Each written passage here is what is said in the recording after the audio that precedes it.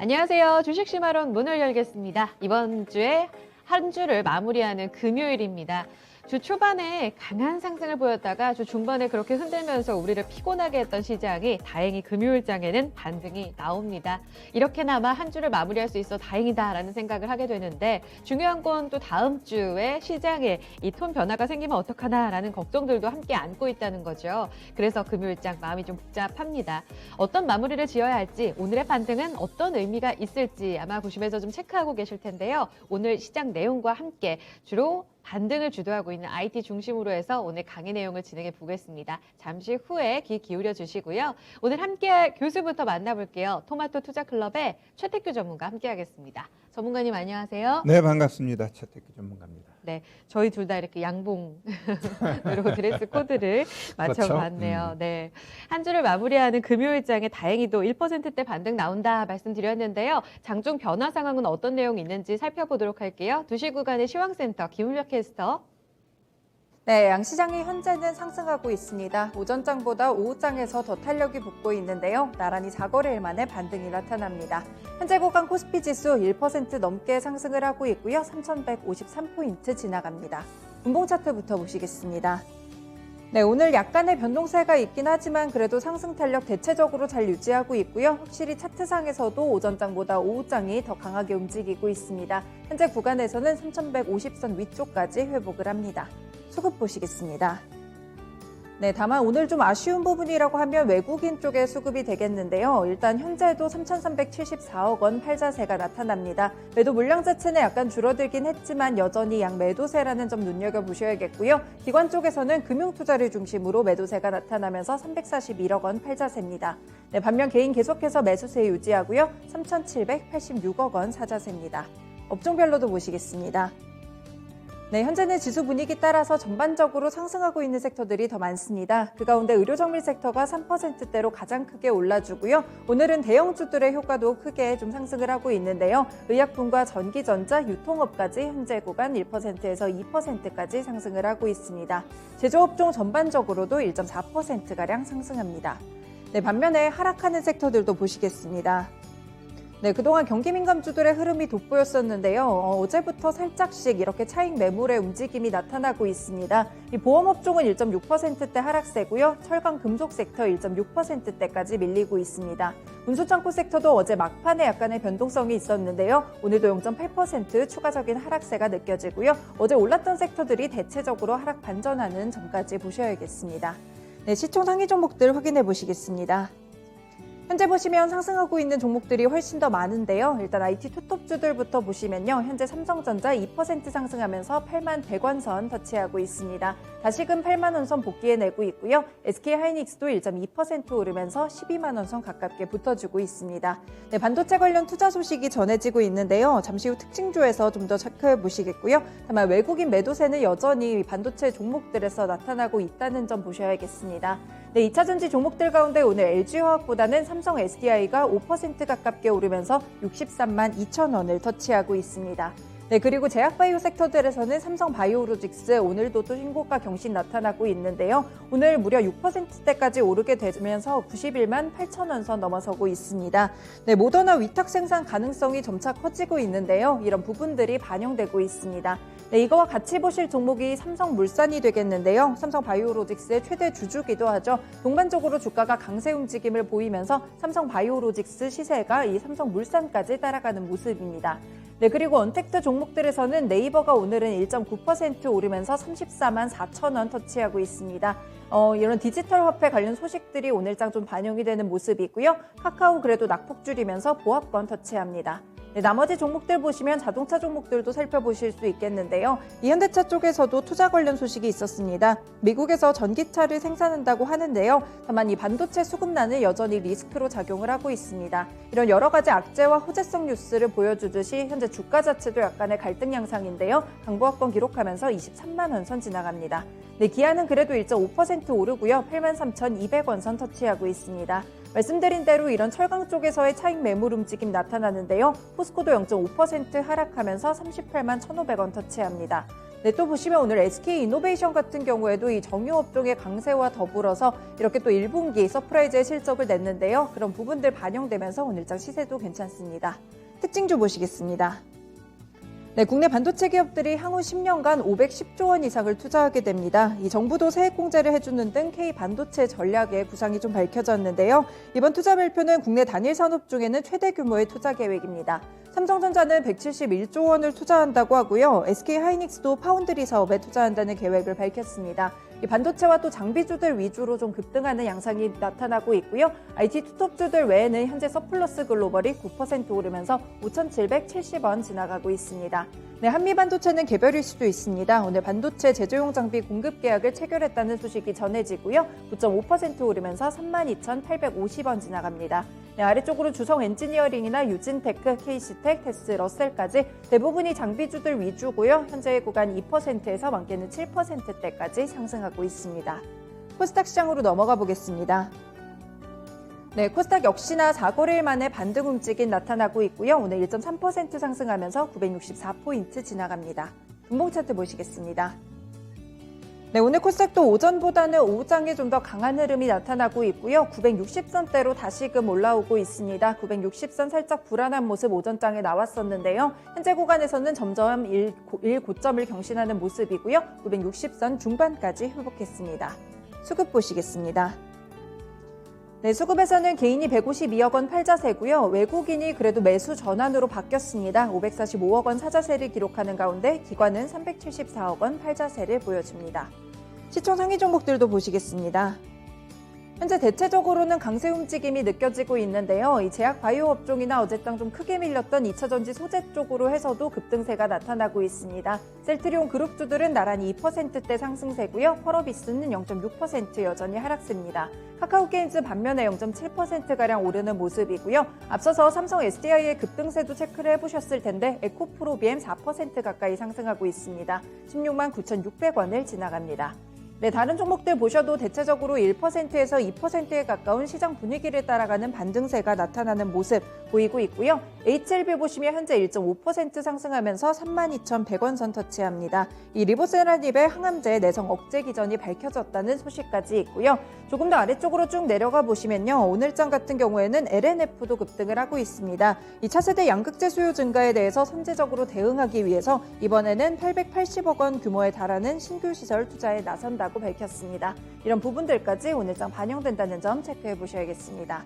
특징주 보시겠습니다. 네, 삼성 바이오로직스가 앞서서 모더나의 코로나19 백신 국내 위탁 생산설에 대해서 긍정도 부정도 하지 않는 모습이었는데요. 이 화이자 때와는 조금 다르죠. 그래서 사실상 협상이 진행 중이라는 관측들이 흘러나오고 있습니다. 네, 관련 종목들 가운데 콜드체인 관련 종목들 오늘장에서도 조금 더 상승하는 모습이고요. 서린바이오나 일신바이오도 두 자릿수대 강세입니다. 그 외에는 파미셀 체크해 보실 수 있겠고요. 8% 오르면서 18,050원 지나갑니다. 네, 그리고 정치 테마주 한 가지 더 체크를 해보시면요. 이 여야 유력 대권주자의 가상 양자 대결을 통해서 이재명 경기도지사가 윤석열 전 검찰총장을 오차 범위 밖에서 앞선다는 뉴스가 나왔습니다. 이 지사의 선호도는 42%였고요. 윤 전 총장의 선호도는 35.1%였는데요. 이렇게 가상 양자 대결에서 앞선 것은 처음인 만큼 오늘 테마주들 움직임 다시금 나타나고 있습니다. 카스 상한가고요. 오리엔트 전공은 18%대 상승세입니다. 오리엔트 바이오, 동신건설 그리고 형제 엘리트까지 현재 구간 빨간불이 들어와 있습니다. 지금까지 시장 상황 짚어드렸습니다. 강의로 돌아가 보시죠. 시장 돌아보고 왔습니다. 확실히 계속해서 고점을 높여가면서 이런 분위기를 나타내니까 힘이 나는 것 같아요. 모처럼 만에 반가운 반등 잘 즐기고 계신가요? 지속적으로 오를 수 있을까? 여기에 대한 물음표가 계속해서 머릿속에 떠나질 않습니다. 그럼 오늘장 봐야 될 두 가지 주제는 뭘까요? 바로 첫 번째 시장 질문부터 가보겠습니다. 5월의 변동성 견디기 힘드시죠? 4월 전강 후 약으로 우리를 실망시키며 4월이 좀 아쉽게 마무리가 됐고요. 그렇게 출발한 5월은 오히려 공매도 쇼크를 단기간에 마무리 지으면서 괜찮은 분위기를 조금 이어갔습니다. 그런데 다시금 이번 주 인플레 발목이 잡히면서 변동성이 극심하게 한 주를 나타내고 있습니다. 글로벌 증시가 다 같이 흔들렸던 이번 주였죠. 어제 내부적으로도 만기 이벤트를 마무리 짓고 오늘 올라오고 있기는 한데 이제는 안정을 되찾을 수 있을까요? 자, 교수님, 일단은 5월 변동성, 우리만의 이야기가 아니다. 여기에 많이들 공감하실 거예요. 네네. 미국의 지표 계속해서 발표 나오면서 네네. 인플레 키워드 이야기 나오잖아요. 네. 여기에 흔들리는 나스닥부터 좀 봐주세요. 미국 3대 지수의 어떤 흐름이 상당히 중요하다고 네네. 항상 전문가님이 강조해 네. 주셨는데 간밤 나스닥이 13,000을 지지하긴 했습니다만 네네. 테스트 구간 계속 들어가 있지 않습니까? 네. 추이 좀 봐주세요. 네, 일단 우리 증시를 보려면 항상 미증시를 같이 이제 곁들여 봐야 되고요. 네. 미증시 위치가 어디인지, 그럼 과연 우리가 지금 오늘의 반등이 추세적으로 또 일주일상 지금 최근에 보면 일주일 오르고 일주일 내리고 일주일 오르고 이제 오늘 네. 첫 올랐으니까 다음 주 또 일주일 올라갈 것인가, 이러한 부분에 있어서 우리가 좀 고민해 봐야 될 텐데 네. 그러기 위해서는 우리가 이제 미증시를 봐야 됩니다. 네. 자, 그러면 시장의 미국 같은 경우는 이제 다우하고 S&P가 주도하고 있고 나스닥 같은 경우는 엄청나게 이제 하락을 하고 있는데, 그럼 먼저 다우 위치 보고 그 다음에 우리 또 나스닥 한번 보도록 하겠습니다. 자, 우리 다우 일봉 차트입니다. 좀 제가 크게 이제 해놨는데, 자, 우리가 이 일봉 차트에서 잘 봐야 될 부분은 이 시장이 꼭지점이었을 때 이 꼭지가 과연 더 갈 수 있는 건가라는 걸 볼 때는 항상 제가 RSI를 좀 보자 이렇게 좀 많이 말씀드리는데, 네. 자, 그러면 요 잘 보면 이 RSI 같은 경우 이 주가 자리에서 고점 만들어 놨죠. 그런데 여기 신고가 나왔습니다. 그러면 RSI가 어떻게 돼요? 더 올라가야 되는데 올라가지 못하고 떨어졌다라는 건 결국 이 주가 위치가 지금 거기 있을 주가 위치가 아니고 좀 내려와야 돼. 이렇게 지금 시그널을 줬는데 네. 이날 또 캔들도 완전히 고점 시그널이 나와버렸어요. 음봉에다 윗골이 크게 달아버리니까 어떻게 돼요? 예. 그 다음날 갭 떠놓고 또 음봉 나와. 그러니까 그 다음날 장대 음봉이 나온 겁니다. 자, 그러면 이 고점 자리에서 음봉 3개, 이거 그닥 바람직한 모습은 아니에요. 근데 네. 오늘 나름대로 강한 이 양봉이 나왔기 때문에 이 양봉이 과연 다음 주 월요일, 화요일까지 이어질 수 있는지 우리 잘 봐야 됩니다. 일단은 네. 우리 이 3개의 음봉을 하나의 양봉, 하나의 캔들로 놨을 때 이 중간값을 내일 월요일이나 화요일까지 올라가 줘야 돼요. 만약에 못 올라가게 되면 다시 한번 하락할 가능성이 있다라고 좀 보셔야 돼요. 그럼 다우 지수가 좀 빌빌빌 되면 아마 나스닥은 조금 더 저는 변동성을 줄 텐데, 우리 나스닥 차트 한번 볼게요. 네. 자, 우리 나스닥 같은 경우도 잘 보시면은 제가 이때였습니다. 이 신고가 만드는 이 자리 굉장히 캔들이 안 좋다 그랬어요. 머리통이 이렇게 크니까 어떻게 돼요? 흔들려 버리는 거거든요. 네. 예, 그 다음날 갭 하락해놓고 올라가지 못하고 음봉 때려버리니까 그 다음날 갭 떠서 음봉, 이게 아주 나쁜 거거든요. 갭 떠놓고 음봉. 그러니까 그 다음날 바로 어떻게 돼요? 갭 하락해버립니다. 자, 그럼 갭 하락해놓고 아랫골이 달고 이날도 이 이전 저점 깼지만 어떻게 양봉 만들었기 때문에 나름대로 저점 만들 가능성이 있어 라고 제가 말씀드렸는데, 이때도 마찬가지입니다. 이 내려온 이 장대 양봉이 이 모든 음봉 캔들을 네. 이 중간 값을 치고 올라가 줘야 돼요. 근데 한 번, 두 번, 세 번째 올라가지 못하고 음봉 때려버리니까 어떻게 돼요? 더 큰 하락이 나와버렸습니다. 그러면 결국 이 캔들 자체는 네. 결국 제가 봤을 때는 이날의 저점 깨지 않고 가게 되면 졸졸 다시 한번 이 위에 있는 60일 이평선까지 상승은 가능한데, 네. 결국 여기까지만 일단 봐야 돼요. 나스닥 같은 경우. 13,000. 예, 지금 미증시에서 가장 네. 그 미운 오리가 된 게 이제 테슬라입니다. 이 기술주 테슬라가 대표주자죠. 계속 증시 전체적인 영향을 부정적으로 주고 있기 때문에, 그럼 나스닥 같은 경우는 더욱더 힘에 있어서 네. 움직임이 둔할 수 있어요. 그래서 일단 다우를 중심적으로 봤을 때 다우가 견조하게 다음 주 월요일, 화요일 그 장대 음봉의 중간값을 넘어가게 되면 우리 시장도 오늘 이후 추가적인 상승 나올 수 있다. 근데 내일 보니까 미증시가 또 떨어졌어. 그럼 오늘 우리 지금의 상승은 의미 없이 떨어질 가능성이 있으니까 일단 내일 미증시를 좀 한번 확인하고 배팅 들어가는 것도 늦지 않을 것 같습니다.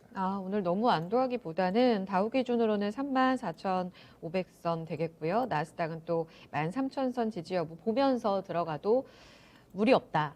한 번 더 좀 체크해보자. 이렇게 관망 포지션 취해주셨어요. 그럼 국내에도 한번 분석을 해볼게요. 지금 코스피도 오늘 같은 경우에는 3,160선까지 회복이 나오면서 그래 역시 강해라고 믿고 있긴 하지만 이번 주에만 여러 차례 가슴을 좀 쓸어내렸거든요. 네네. 특히 어제 3,100 3포인트 선까지 내려오면서 다시 60일선 테스트 구간까지 내려갔습니다. 이번 주에 유독 이렇게 변동성이 커진 이유는 어디에 있다고 보시는지 또 코스피와 코스닥 양시장의 지금 현 위치도 좀 분석해 주세요. 네. 제가 4월 달 같은 경우는 정강 후약 장세라고 말씀드려 놓고 맞아요. 그렇게 나아가다 보니까 후반에 많이 힘들었을 것 같아요. 그리고 또 5월 달 같은 경우 그 하락에 이어지면서 전약 후강 장세가 이어질 수 있다라고 했는데 여튼 변동성을 좀 심하게 주고 있죠. 네. 결국 시장이 심하게 주고 있는 부분은 결국 고점에 대한 부담감이에요. 거래소 같은 경우도 보시면 결국 5거래일 전 5월 10일 날 3,255 어찌 보면은 종가 기준으로는 역사적인 신고가요. 신고가였잖아요. 네. 그럼 당연히 고가 만들어 놓고 조정 나오는 건 당연합니다. 자, 얘도 마찬가지예요. 아까 이야기한 거 똑같습니다. 이 RSI를 놓고 이 신고가 나온 자리에서의 RSI를 한번 봐야 돼요. 그러면 얘 주가 이렇게 올라갔죠? 그럼 RSI는 어떻게 돼요? 같이 올라가야 되는데 얘가 떨어지니까 주가가 뚱뚱뚱 떨어지는 겁니다. 자, 그러면 아까하고 똑같아요. 우리 캔들 공부할 때는 마찬가지예요. 이 전 거 보면 이 음봉 전체를 하나의 캔들로 놓고 봤을 때 봐봐요. 딱 이틀 만에 원래 3일 안에만 올라가면 되는데 이틀 만에 치고 올라가니까 신고가 나와버렸잖아요. 그럼 요번 같은 경우도 마찬가지예요. 이 장대 음봉을 내일이고 모레고 얘가 올라가 주는지를 봐야 돼요. 못 올라가? 그럼 다시 떨어진다라고 봐야 됩니다. 그래서 그런 식으로 우리가 이제 캔들을 볼 때는 좀 하나하나 캔들이 아니고 음봉이 여러 개 떨어졌을 때 그 하나로 묶어 가지고서 보면은 조금 더 설득력 있게 시장을 볼 수 있다 이렇게 좀 보시면 될 것 같고요. 여튼 지금의 캔들은 어제의 음봉을 치고 올라가 줬기 때문에 분명히 굉장히 강한 거예요. 의미가 있다고 보세요. 그렇죠. 일정 부분 그리고 지금 아시아 증시 보면은 대부분 다 상승하고 있어요. 지금 잘 시장 한번 전체적으로 보면 네. 일본 니케이 같은 경우도 2.2% 상승하고 있고요. 중국 증시 같은 경우도 지금 1% 이상 상승. 홍콩 항생 지수도 0.9. 그다음에 미 나스닥 같은 경우도 0.58 상승하면서 전체적으로 분위기가 굉장히 우호적으로 네. 이어지면서 금요일장이지만 보통 금요일 하면 약세 쪽으로 방향을 잡고 가는데 그걸 무시하고 아주 강하게 가고 있다는 건 네. 일단 다음 주 분위기에 대해서도 일정 부분 좀 오늘 저점 나오면서 갈 수 있어라는 게 50일 그리고 아니다가 49 일단 좀 더 좋게 우리가 좀 볼 수 있을 것 같습니다. 네, 그리고 아시아장 말씀하셨는데 특히 상해 종합이 괜찮고요.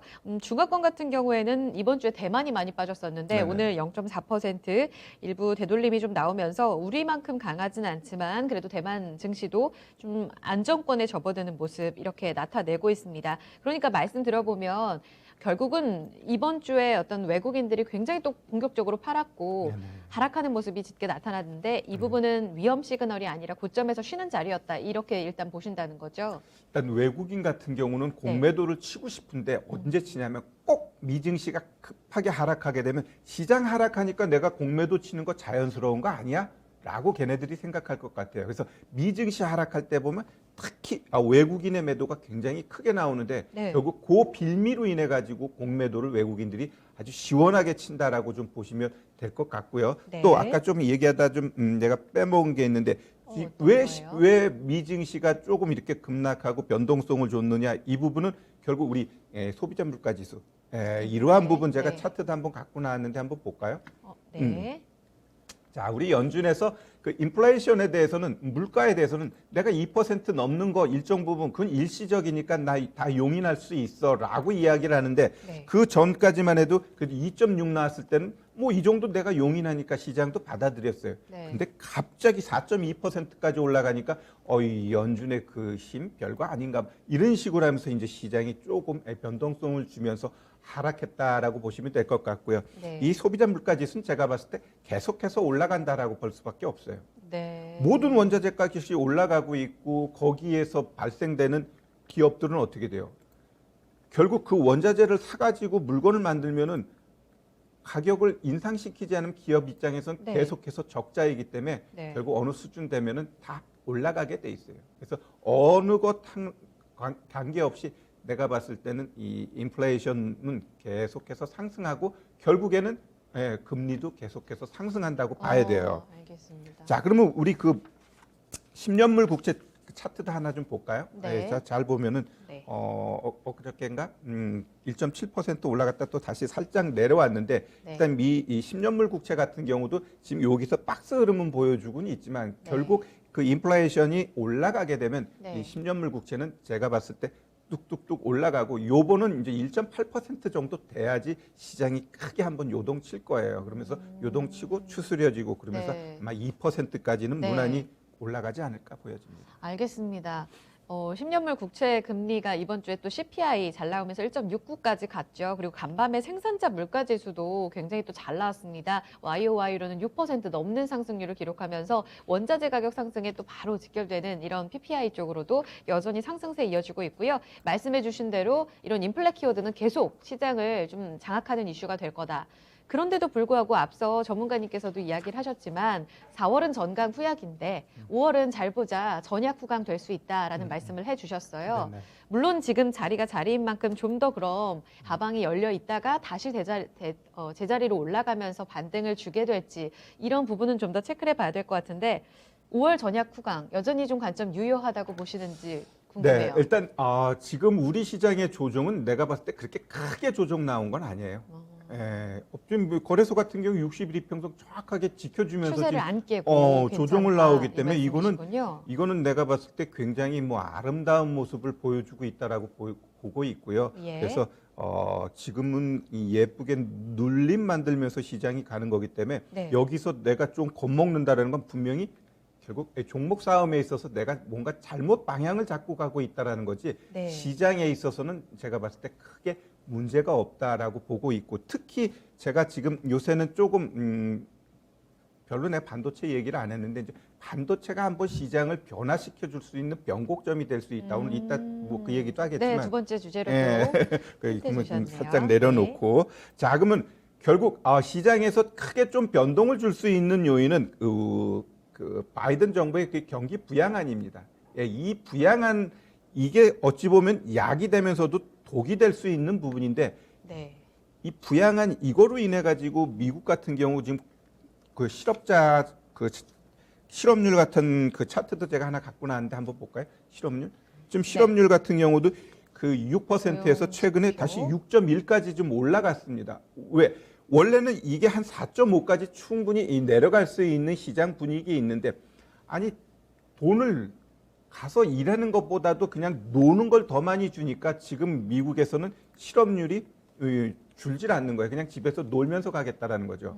예, 그러니까 이러한 부분에 있어서 공화당이 이번 부양책에 대해서 자꾸 태클을 걸고 있습니다. 그러면 네. 이 부양책이 결국 이 부양책으로 인해서 미증시가 이렇게 잘 왔는데 얘가 거꾸러지면서 만약에 부양책이 줄어들고 뭔가 자꾸 딜레이되고 이랬을 때는 시장에 변동 요인으로 계속 작용할 거예요. 네. 결국 과거에도 많이 그랬거든요. 이 부양책 잘 될 거야 하면서 올라가고 좀 늦어지면서 요거 공화당에서 좀 안 거부할 것 같아 하면 또 급락나. 이러한 변동성을 줄 텐데 그러한 변동성을 이용하면서도 지금 시장은 워낙 경기가 좋고 전체적인 분위기가 이어지고 있기 때문에 저는 뭐랄까 이번 조정 다음 주에 횡보하게 되면 오히려 더 강하게 갈 수 있고요. 일정 부분 반등 나오게 되면 지금 추세단에서의 박스 흐름 쪽으로 우리가 좀 보면 될 것 같아요. 차트 보세요. 일주일 정확하게 오르면 그냥 이유 없이 또 일주일 쫙 내려가잖아요. 그러니까 올라갈 때 무턱대고 올라간다고 자만하지 말고 또 내려갈 때 그냥 무조건 겁먹지 마세요. 지금 떨어져 가지고 무조건 하락 쪽으로 갈 시장은 아니기 때문에 조금 이 리듬을 맞춰서 춤추듯이 대응하면 좋을 것 같습니다. 겁먹지 말자 이게 그렇죠. 키워드인 것 같아요. 그리고 조금 전에 자료가 나왔지만 이런 인프라 부양책과 관련해서도 어느 정도 우리가 반등을 기대할 수 있는 포인트 중에 하나가 아닐까 싶은데 이 정책 모멘텀도 하단을 지지할 수 있는 요인으로 보시는 거예요? 당연하죠. 지금까지 얘네들 때문에 이제 시장이 끌어온 거거든요. 그러니까 일자리 계획 2조 3천억 달러, 그다음에 이제 앞으로 있을 미국 가족 계획 1조 8천억 달러. 이거 하기 위해서 나 법인세 올리고 뭐 과세 증세 이야기도 있잖아요. 그렇죠. 네. 그게 같이 이제 희석되면서 이제 주가는 그래도 시장의 유동성이 시장을 이끌어갈 거야라는 게 지금의 분위기인데 우리 같은 경우도 지금 보시면은 제가 많이 보고 있는 게 그 고객 예탁금이에요. 우리 고객 예탁금도 잘 보면 네. 이때 푹 빠졌죠. 이게 바로 SK 아, IT 그 책 IPO면서 이제 IPO 공모 때문에 하면서요? 돈이 훅 빠져나간 거. 예. 그 이후 들어왔다가 어머 난 주식 안 할 거야 하고 일정 부분 빠져나갔다가 이제 다시 들어오고 있습니다. 이때 이 고객 예탁금 자체가 이 계속해서 뭐랄까 크게 늘어나고 있다라는 이 부분 자체는 시장의 유동성은 이어지고 있다라는 거든. 돈만큼 그 시장을 이끌어갈 수 있는 힘은 없다라고 봐요. 그렇기 때문에 지금 시장에 이 유동성이 있는 이상 조정은 오히려 매수 기회로 보자 이렇게 좀 말씀드리겠습니다. 알겠습니다. 그럼에도 불구하고 왜 이렇게 좀 불안한 걸까요? 시장 변동성 커지는 부분에서 특히 외국인들이 오늘 같은 안정적인 장에서도 뭔가 거래소에서는 아직 사지 않는 모습이어서 불안감이 있습니다. 전문가님 말씀대로 반등을 대비해서 조정권에 매수를 하기 위해서 그럼 어느 쪽에 들어가는 게 맞는지 그러면 계속해서 조정을 위해서 우리가 현금화를 하는 전략들도 필요하잖아요. 네네. 지금 포트 비중은 현금과 주식 어느 정도로 가져가는 게 맞는지와 조정 시 관점에서 수익 극대화하려면 어떤 섹터를 공략해야 되는지 이 두 가지 알려주세요. 네. 일단 시장은 제가 봤을 때 8대2 기본적으로 20%는 네. 현금 아, 가져가야죠. 20%가 현금이에요? 네. 지금 이 좋은 장에서 종목을 20% 가져간다는 건 좀 말이 안 되는 것 같고요. 요즘에 보면은 채팅창에도 저는 50% 이상 갖고 있어요, 현금. 이렇게 불안해하시는 분들 많으시거든요. 그거는 10% 일단 적당하다. 시장에 네. 대해서 본인들이 보는 시각이 안 움직이기 때문에 그래요. 결국 우리 개인 투자자들이 가장 좋아하는 게 뭐예요? 결국 제약바이오, 5G, 2차 전지, 반도체, 뭐 휴대폰 이쪽이거든요. 그럼 이쪽은 지금 진짜 철저하게 배신당하고 있어요. 오늘부터는 일정 부분 반도체 쪽 움직임이 좀 나오니까 같이 2차 전지 5G들도 움직임이 나타납니다. 이거는 제가 지난주부터 이야기를 했어요. 결국 삼성전자가 올라가야 할 이유는 결국 어제부터 뉴스에 나오죠. 네. 이재용 이제 사면이 아니라 이제 가석방. 이게 좀 이쁜 것 같아요. 거기다가 정확하게 제가 이야기했죠. 석가탄신일을 맞이해서 그게 과거부터 있었거든요. 그러니까 내가 봤을 때는 주말에 가석방 얘기가 나오든지 아니면 다음 주 초반에 나오게 되면 시장은 한번 변곡을 보이면서 반도체 중심으로 시장은 좀 한번 올라갈 것 같아요. 그러면은 네. 우리 공매도 열심히 친 외국인들 쇼커버 들어오면서 어떻게 돼요? 삼성전자를 비롯한 이 반도체 쪽 종목군들이 제법 올라갈 거라고 저는 보고 있습니다. 네. 그러면 IT 쪽 공략하자는 말씀이신 것 같은데요. 맞아요? 네. 내가 그 부분은 어찌 보면 저희 두 번째에서도 이번 주 이야기하겠지만, 초부터 네. 계속 좀 강조해서 드렸어요. 네. 알겠습니다. 현금 20% 정도의 비중 그리고 여기에 더불어서 계속해서 시장은 좀 안정권에 접어들 텐데 그때 수익 극대화 전략으로 공략할 수 있는 팁까지 좀 섹터에 대해서 답을 주셨습니다. 종목 선별에 있어서는 어느 정도 일정 부분 좀 답을 찾아가셨을 것 같아요. 그리고 이렇게 첫 번째 강의 주제를 좀 마무리 짓고요. 두 번째 주제에서는 사실상 이 연장선이 될 것 같아요. 구체화시켜서 IT 이야기 좀 더 가보겠습니다. 주제부터 보시죠. 통큰 투자 발표. 오늘 IT 반도체 종목들 반색하고 있습니다. 특히 대표 주자 삼성전자가 이번 주에 굉장히 또 많이 하락을 했었죠. 121선까지 불안했었는데요. 8만 원 지지하고 8만 300원 선의 움직임을 나타내고 있습니다. 특히 이번 주 IT 투톱이 유독 좀 많이 하락을 했는데 SK하이닉스는 11만 5천 원대까지 내려앉으면서 이 몇 달간에 거의 5개월 만에 저점까지 내려앉는 모습이었습니다. 다행히 어제 양봉, 오늘 추가적으로 12만 원 회복 시도 이어지고 있고요. 소부장 그리고 오늘은 디스플레이도 좋고요. 이렇게 전체적으로 좀 반등하는 움직임 나오고 있습니다. 이런 투자 발표와 더불어서 본격적으로 이제 저점을 완전히 확인한 걸까? 여기에 대한 이야기를 좀 쭉 들어볼게요. 주가 타격을 많이 받았습니다. 도대체 핵심 이유는 어디에 있었다고 보세요? 공매도로 보시는 건가요? 당연하죠. 공매도 한번 차트 제가 한번 네, 보여드릴까요? 수급과 함께 볼게요. 네. 자, 우리 삼성전자 이 공매도인데 최근 보시면요. 어찌 보면 5월 10일 이전까지만 해더라도 그냥 뭐 70만, 80만 요랬어요. 계속 했다가 그러니까 한 5월 10일 이후부터 공매도가 팍팍 늘어났죠. 네. 180만 주, 330 이런 식으로 공매도가 늘어나 버리니 여기다 대놓고 주가가 절대로 올라갈 수가 없거든요. 특히 우리 같은 경우 공매도 60일밖에 기간을 안 주는데 외국인 같은 경우 무한이잖아요. 무한이기 때문에 얘네는 완전히 배 땡기면서 장사하는 이러한 부분, 요거는 좀 더 손봐야 될 것 같고요. 결국 이 삼성전자의 이러한 공매도가 최근 들어서 확 나오니까 주가 차트가 어떻게 돼요? 그냥 퉁퉁퉁 떨어진 겁니다. 예, 이게 바로 이제 공매도 쪽에서 나온 물량인데, 네. 제가 봤을 때는 결국 이것을 희석하고 강하게 갈 수 있는 부분은 네. 결국 이재용 관련된 그러한 얘기가 나오면은 분명히 제가 봤을 때 60일 이평선까지는 가볍게 간다라고 봐요. 그래서 이걸 네. 또 더 치고 가기 위해서는 그 이상의 또 뭔가가 있어야 되는데 결국 오늘 어제 이제 문재인 정부가 이제 K 반도체 어쩌고 저쩌고 하면서 네, 이제 네, 네. 방문했잖아요. 거기서 결국 투자 이야기 이러한 것들이 결국 네. 그 밑에 있는 종목들을 아마 강하게 끌어올리고 올릴 있다. 모멘텀이 될 거예요. 아직 오른 네. 것도 아니에요.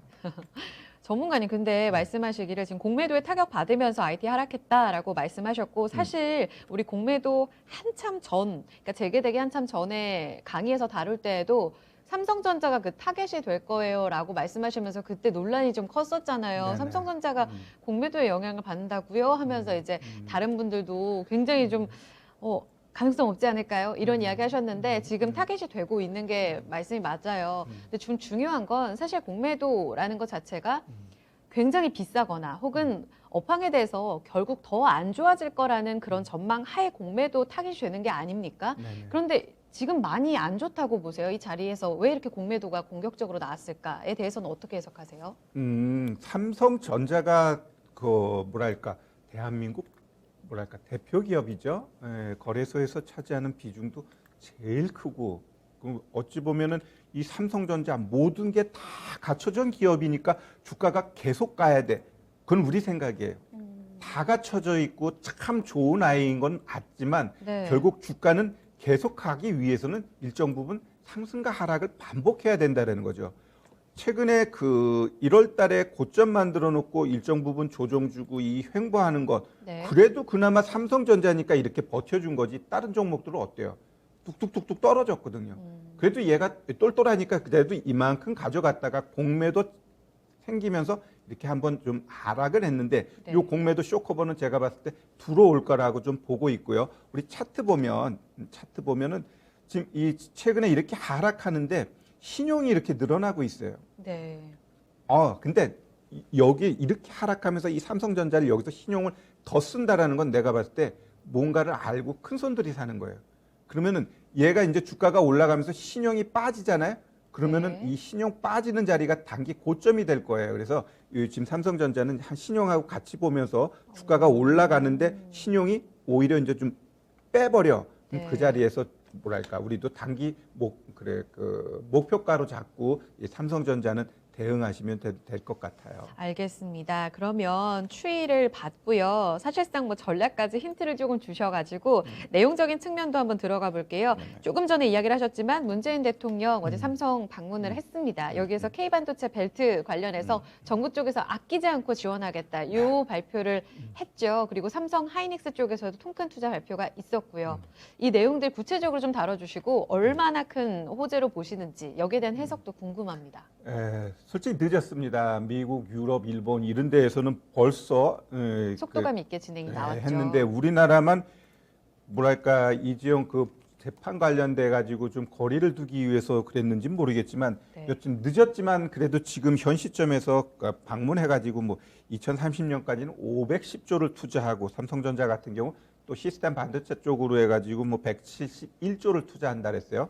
그다음에 SK 하이닉스 같은 경우는 이제 파운드리 생산 능력을 2배로 늘리겠다. 그래 우리 기업들이 이렇게 하니까 정부도 세액 공제라든가 인력 육성 이러한 부분에 있어서 뒷받침해 줄게 네. 이러한 것도 했고 특히 반도체를 만들 때는 물을 굉장히 많이 쓴대요.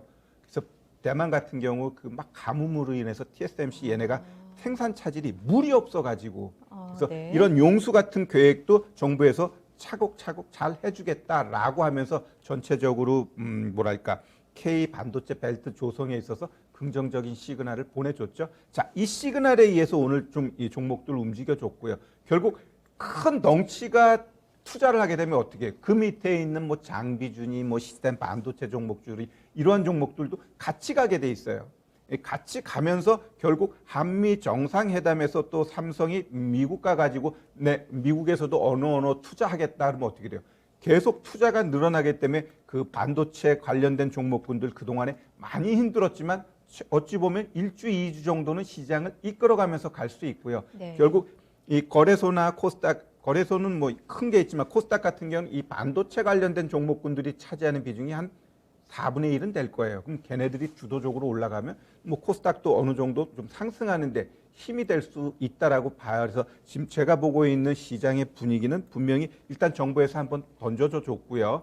그 다음에 네. 이재용에 대한 게 긍정적인 게 나오면 시장은 진짜 한번 변곡이 되면서 더 큰 네. 상승 가능하다 보여지네요. 그 말씀하신 내용이요. 사실 너무 조심스럽습니다. 지금 부처님 오신 날 석가탄신일까지 일주일 정도 안 남았고요. 그리고 여기에 뭐 8.15 광복절 관련해서 재계에서도 계속해서 이제 이재용 부회장 사면론에 대해서 요청을 하고 있는 상황에서 어제 문재인 대통령이 삼성 사업장을 방문했다. 여기에 대해서도 업계에선 굉장히 기대하는 톤의 이런 보도들을 내놓고 있더라고요. 가능성이 얼마입니까? 이런 건 질문이 상당히 좀 의미가 없을 것 같고요. 이것이 왜 이렇게 중요한 이슈인지 네. 그리고 이후에 삼성의 어떤 반응에 있어서 어떤 연결고리를 찾고 계시는지 구체적으로 좀 듣고 싶어요. 네. 일단 기업마다 오너가 있는 거하고 없는 거하고는 분명히 다르거든요. 아무리 시스템에 움직인다고 하더라도 예. 지방에 가장이 아버지가 있는 거하고 없는 거하고는 분명히 다르거든요. 그렇기 때문에 이 부분에 있어서 재계는 물론 종교계까지 다 좀 해주자 이야기합니다.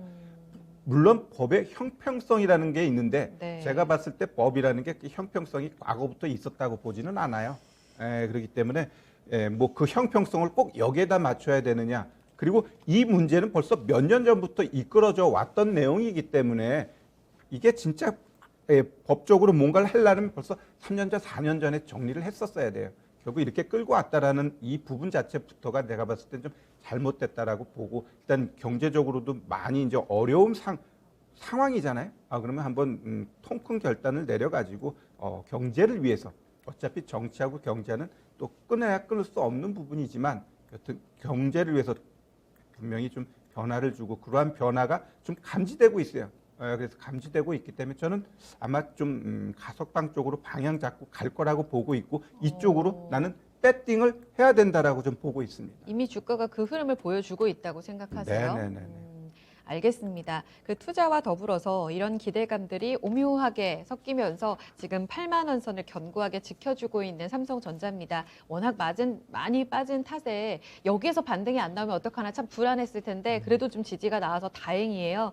그러면 전략적인 측면도 궁금합니다. 일단 IT 투톱을 더불어서 여기에 지금 같이 움직이고 있는 이 낙수 효과를 받는 소부장 쪽에서는 이 통큰 투자에 누가 가장 반색하고 있다고 보시는지 대표 수혜주는 누구라고 보시는지 이쪽도 궁금해요. 일단 뭐 종목들 같은 경우 보면은 오늘 네. 좀 대체적으로 움직이는 게 뭐 PSK 같은 경우가 지금 8% 네. 올라가죠. 네. 그다음에 한양 ENG 같은 경우도 5% 올라가고 그다음에 테스도 5% 올라가고. 김해오리 쪽도 다 좋고요. 네, 전체적으로 다 좋습니다. 그렇기 네. 때문에 결국 오늘 같은 날 왜 내 종목은 안 갈까?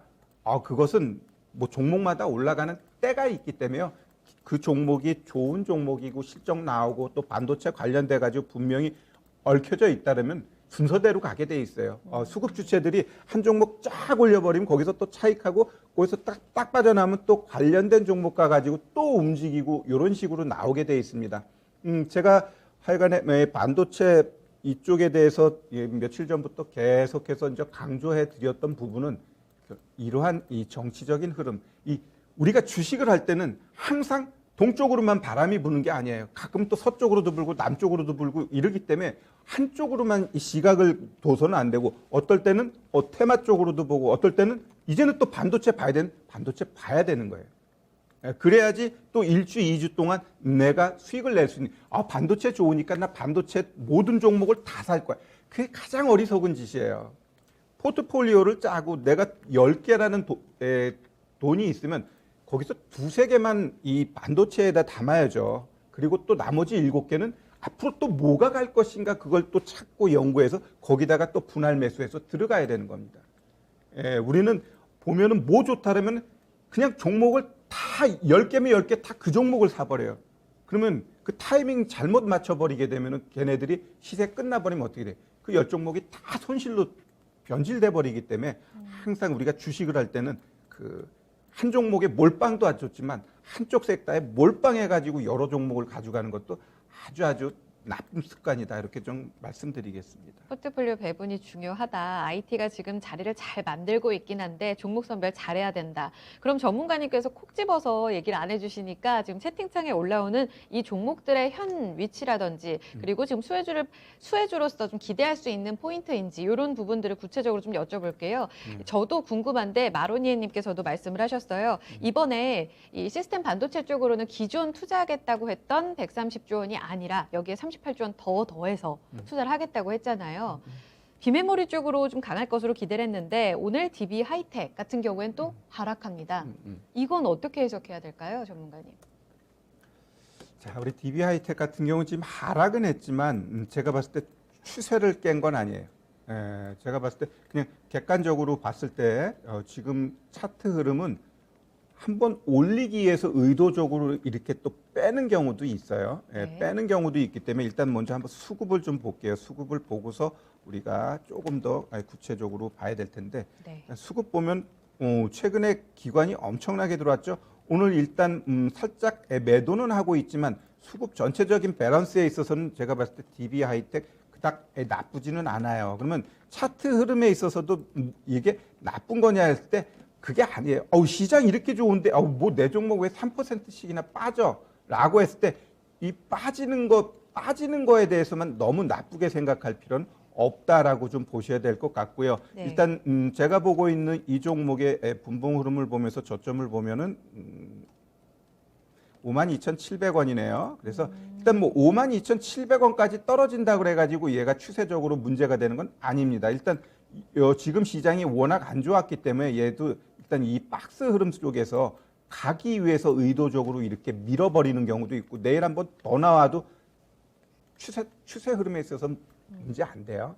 오히려 이랬다가 월요일날 갭 떠서 놓고 또 올라갈 수도 있어요. 근데 다만 이런 종목 건드릴 때는 이 자리만 오면은 좀 내려가니까 한번 네. 62,000원 되게 되면은 내가 비중이 10%야. 그럼 이따 절반 팔고 네. 흐름을 보면서 치고 올라가게 되면 거기다가 다시 실어버리고 5% 팔았는데 빠져.